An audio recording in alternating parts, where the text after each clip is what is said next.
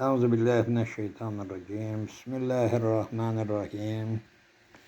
Önce herkesin Allah Teala oruçlarını, dualarını, namazlarını kabul etsin. Teravih namazı hakkında kısa danışmak istedim ki 2 gündür mescide teravih namazına gidip gelip bazı danışmağı özüme mecbur bildim. Ne manada? Bugünkü günde teravih namazı diyende birinci Allah Teala Ramazan ayında en güzeli oruç ve teravih namazını bize nasip ettin. Teravih namazı Türkiye'nin mescitlerinde veyahut da ki Kazakistan, Özbekistan, Kırgızistan, Azerbaycan'ın müəyyən yerlerin mescitlerinde Hanefi mezhebiyle kılınan namazlarda esasen 20 rekat kılınır. 8 rekat da kılınabilir. Yani işin çokluğu yorgunsan 8 rekat da kılınabilir. Ama teravih namazı, teravih sözü istirahat illiyeliye mana verir ki teravih namazı istirahat eliye yani 2 rekat veyahut da 4 rekatli kılınabilir.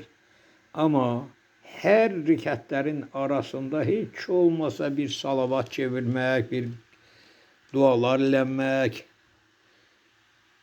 təkbirlər, təşdidlər.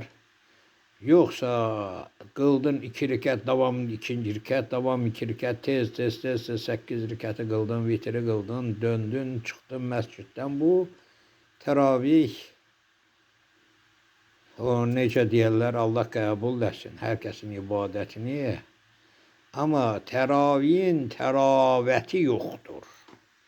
Yani teravih namazı mutlaka eğer teravih kimi kılınırsa hiç olmasa her 2 rekat arasında veya 4 rekat arasında birce kerese de Allahümme salli ala seyyidina Muhammedinillezî yummi ve ala alihi ve sahbihi ve barik ve sellim kelimesini veya başka salavat, başka təşdid, başka dua, qəsidə oxuya tələsmədən teravih namazı kılınmalıdır.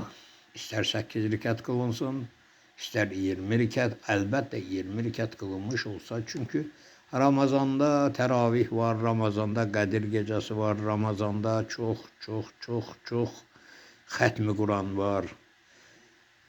Ama Ramazanın o deyir teraveti teravihindədir. Allah Teala herkesin teravih namazını, dualarını, oruçlarını, zikirlerini Allah kabul etsin. Allah layıkınca bizlere teravih namazı kılmağı ve teravih namazı kıldıranların arkasında bize teravih namazı kılmağı Allah nasip etsin. Esselamu Aleyküm ve Rahmetullah. Allahu Ekber.